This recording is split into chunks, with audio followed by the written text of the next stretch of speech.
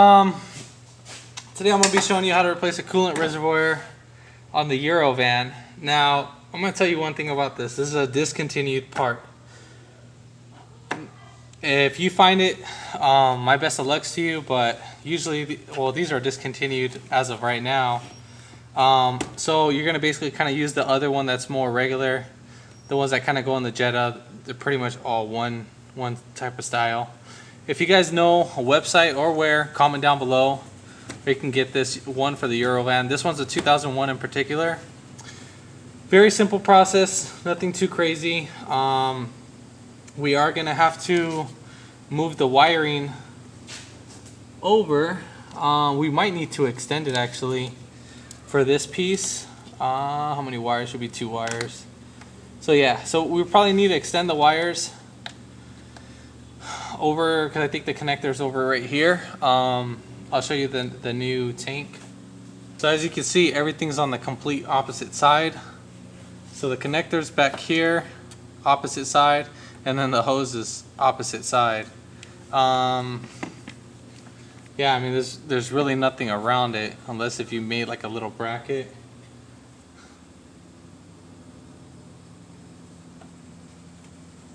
So yeah, unless if you made like a little bracket, that's the only thing I can think of. Shoot, let me see.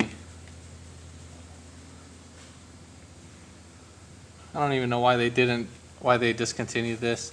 Anyways, but you can't spin it around because you need this to hold this in place. We are gonna extend the hose a little bit.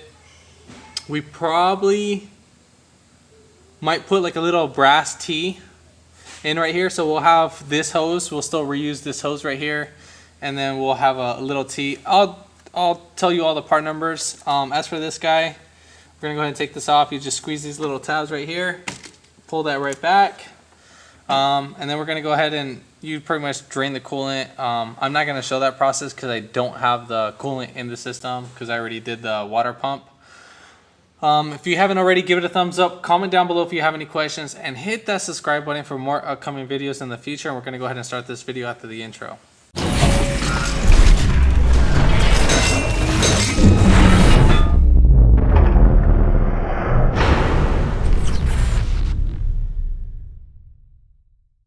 So, first things first, we're going to go ahead and take off this upper radiator hose. I meant the little bypass hose. So we'll go ahead and take that.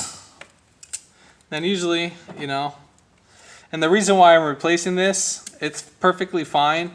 It's just these guys tend to crack and break over the time, and we want to use this as a preventative maintenance because my customer goes on very long trips. So I don't want this breaking down on her. And so you would just replace these on mileage. So as soon as you take this out, coolant might be spewing out. The next, you're gonna have 2 Phillips screws. So you're gonna have one right here and one right there. We're gonna go ahead and take those off.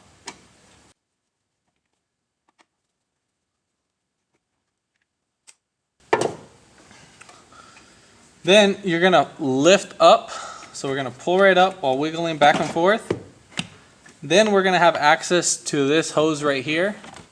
So we're going to go ahead and take off that little clamp.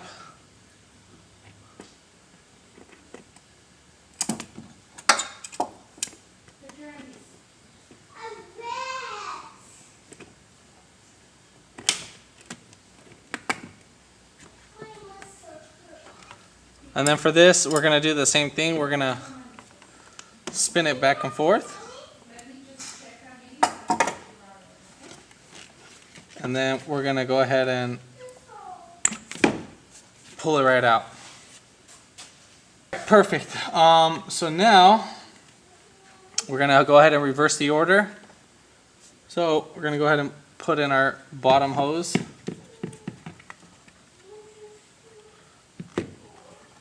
Make sure it's fully seated in.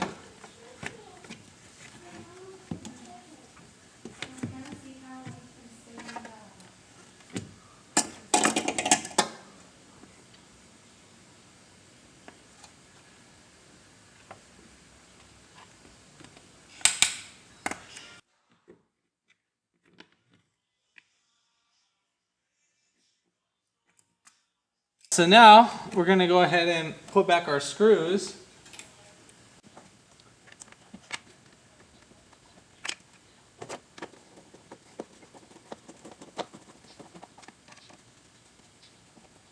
All right, let's see if this reaches right over. Oh, you know what? Say what? It does reach right over. So we'll put this little thing right here so we don't have to touch any wiring. Let's see, this might need to go up. Nope, so this goes on the bottom still.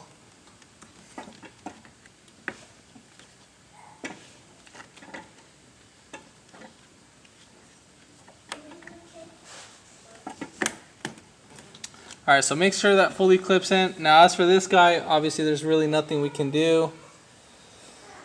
So I want to use this elbow right here. I want to use this over here, so for the next hose that we're not having it all looped all crazy. So we're gonna, use the little connectors. So I'm gonna go a little bit down more. If you can see that. So we're gonna go ahead and take off this little hose clamp. God forbid this thing breaks, man. I mean, all these little plastic fittings are breaking. So we're gonna go ahead and squeeze this, then pull it right back.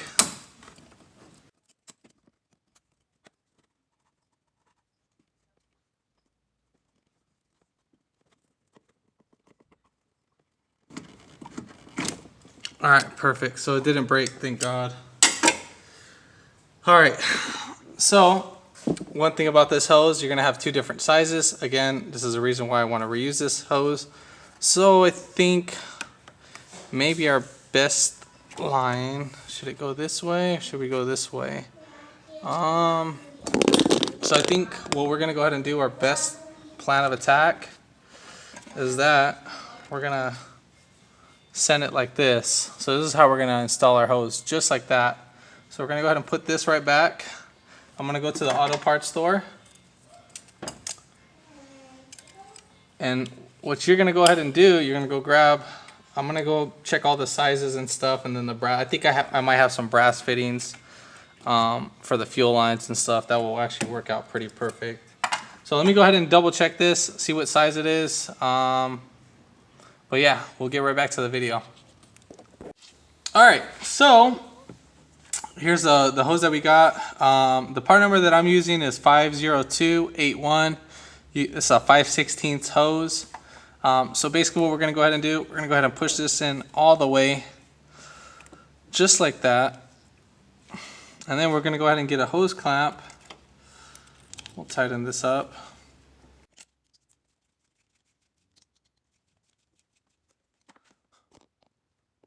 All right, so next we're gonna go ahead and put in our hose clamp on. We're gonna use some new ones on this piece. And we'll go ahead and tighten this one down.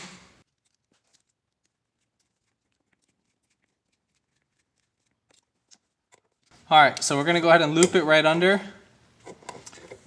And then, by the way, I got a foot of this, and then that's all you're gonna need. Now next, we're gonna need, so right here, our little piece right here, we're gonna need to lubricate that with some grease. I'm using dielectric grease. The only reason why I'm doing this is because I'm afraid of it breaking. Again, I'm on a little time crunch, so customer needs the car. So we'll go ahead and slide this right in. Just want to make sure it slides in really well.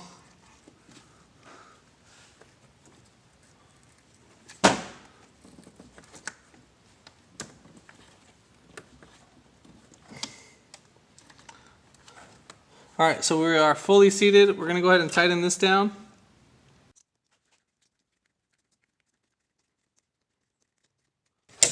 All right, so that's pretty much it. Then you would put on your little cover. I think one thing I forgot to mention is for the cover, you're gonna have three, I think they're 25, T25s or 30. You're gonna have one right here, one right there. This should be like a third one. Oh, there's the third one right there. So 1, 2, and 3. and then you just pull it right out. It's literally, they're like pushed in right here. So one right there, one right there, and then there's the third one. You just slide it right back towards you. So you pull it straight towards you. The bleeding procedure, you would open up this little valve. You can use a flathead, a decent, like, not a little tiny flathead, with good size. I have the tool to bleed this system, so that's what I'm gonna be using. You would turn on the heater, and while you're adding coolant, so add the coolant, top it off, have that bleeder screw open. If you can fill it up through here, you can take this off all the way. If you can fill it up through here, perfect. Try that, but I highly doubt you're gonna lose that much coolant. So yeah, but again, just fill it up here, have that open while you're filling it up, so you can have all that. Then when you start the car, put it on the heater full of blast. I can't do that, so I got to use my tool because I'm not trying to have this car overheat on me. Yeah, so I mean, that's pretty much it. If this video helped you out, give it a thumbs up, comment down below if you have any questions, and hit that subscribe button for more upcoming videos in the future. And thanks for watching.